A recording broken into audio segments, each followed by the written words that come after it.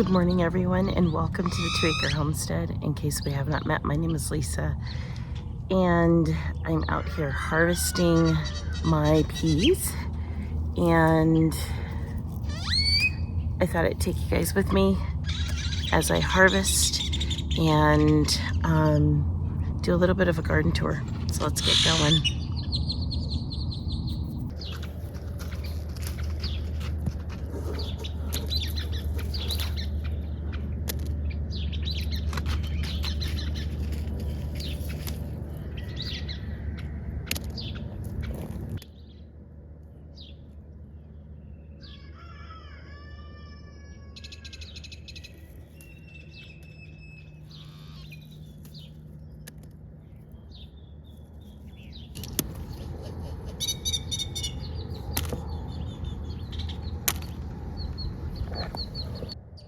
So this is today's harvest of my peas, and I emphasize today because I've been harvesting daily just about from my peas. Hi everybody, it's the next day. That's why I look different, my clothes are different. It's the next day. And you just saw me do a pea harvest yesterday. And I was up early this morning before my kids woke up, and I was doing another harvest of peas. And I got to thinking to myself, you know, sometimes you may watch other YouTubers or other homesteads, you know, people that you follow on social media, and you see that they have these big, epic harvests. But what do you do when you don't have a big, epic harvest, but you have like a small harvest, but it's continuous, it keeps coming in? How do you preserve the smaller harvest? So I want to show you guys what I'm talking about. So let me bring you in and show you what I mean. We're going to use my peas as an example. Come on, let's see what I'm talking about. So this is what I harvested this morning. This is my harvest of peas. This is what I harvested the other day, yesterday, with you guys on camera. This was the previous day's harvest of peas. And I know it's really hard for you to see, but I'm gonna put it here on the table. That was the previous days. Whoops, I'm getting in some lettuce here. But that was the previous day's harvest. So all of these combined makes for a really big harvest. Well, how do I preserve it? Well, what you just saw me do right now is every day when I do a harvest, I will take just a paper towel, wet it, make it damp, and stick it in a Ziploc bag and stick my produce in the Ziploc bag. I do that because that way when I'm ready to do something with a larger size harvest, such as this, now I'm ready to start preserving this harvest and putting it into maybe a freezer. That's where these guys are headed to. Or if I wanted to do any other sort of harvesting or preserving with my food. But it's a good way to temporarily preserve your harvest by just doing something as simple as this. Now, you don't have to use a paper towel. You can certainly use a cloth. I just prefer using paper towels. This is primarily the only reason why we use paper towels around here anymore. But that's just what I do to preserve the harvest. So I hope that this kind of helps you guys when you're dealing with a smaller harvest, what you can do to preserve that harvest for long term. Now, let's get back to yesterday and see what else we harvested. Also at the base of this tomato plant that's just going nuts, I've also got some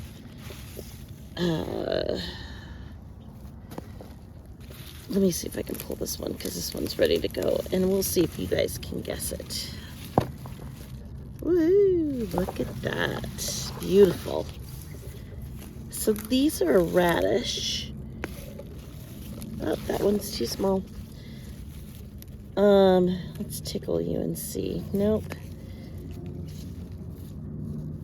I forgot the name of the radish. I'll have to look it up. But it's actually a radish.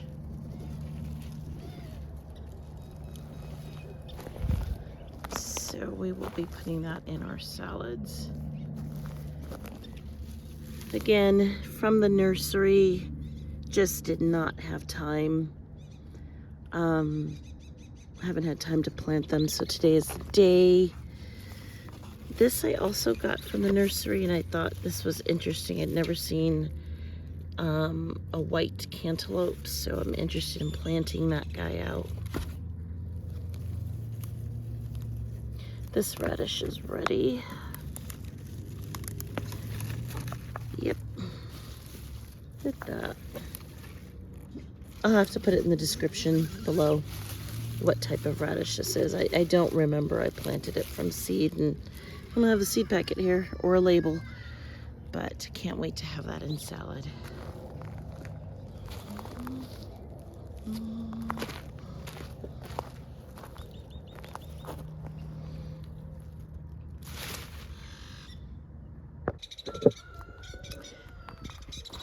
Pardon my shadow, but it is what it is.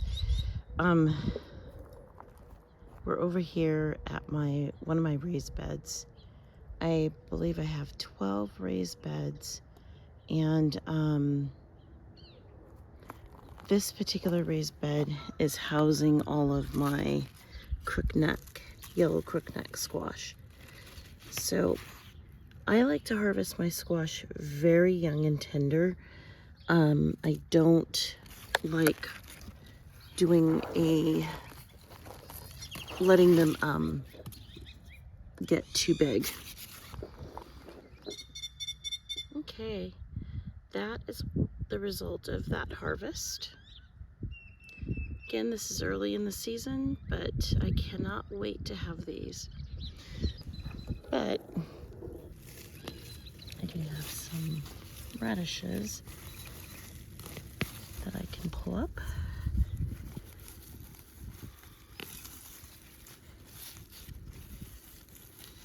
And again, I don't remember the variety of radish. Ooh, big ones. Tend to forget that I have radishes here.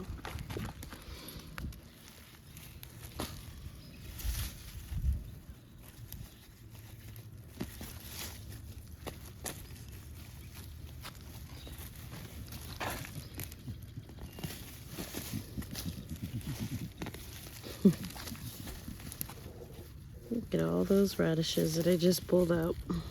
Lovely.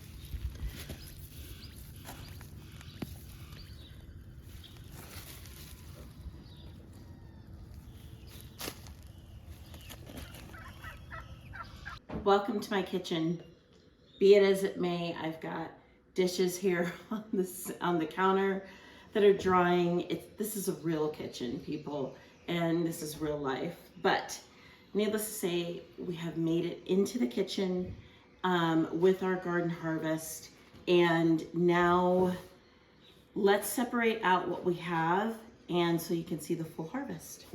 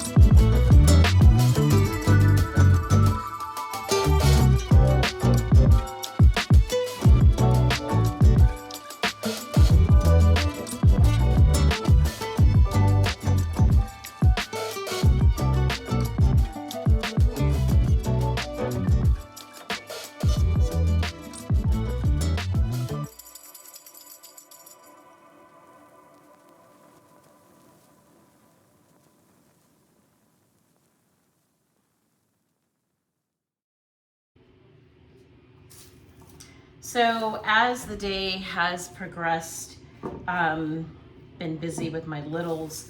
So now it's time to start preserving these radishes that we have harvested.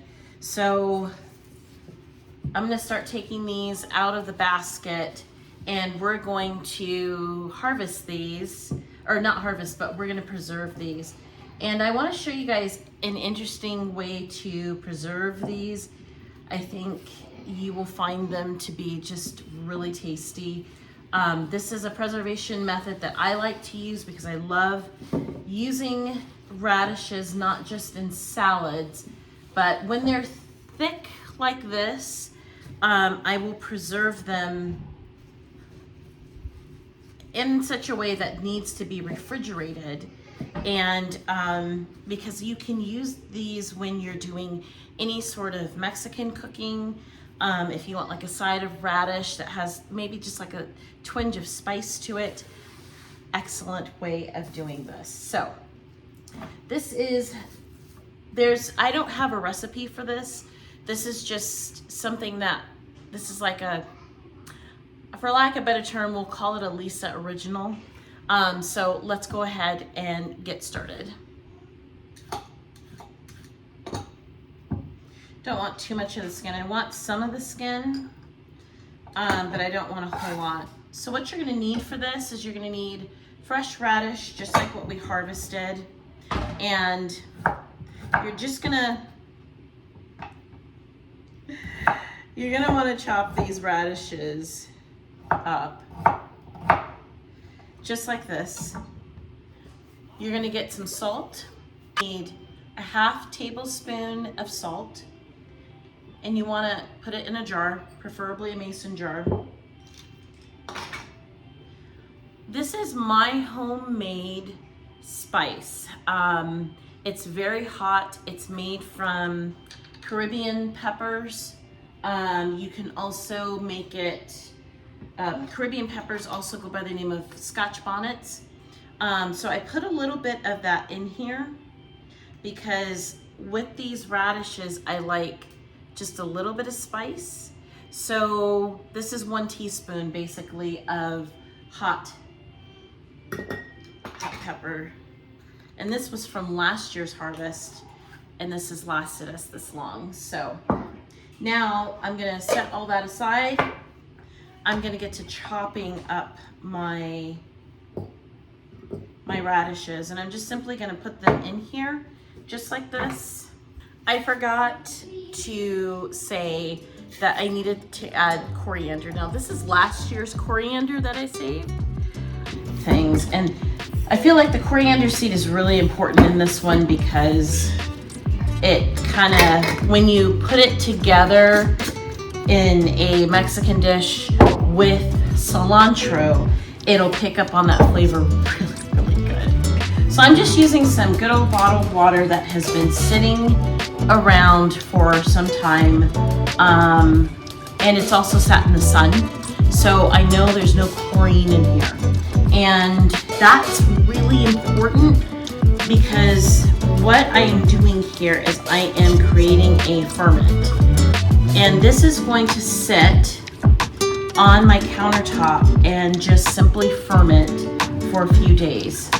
And this will bubble up a little bit, and then it'll be just perfect to sit in my refrigerator. And anytime I want to use this as like maybe like a side dressing or something extra for any sort of Spanish meal that I might make, like tacos, I can definitely use this, and it adds a nice crunch and something that's good and healthy.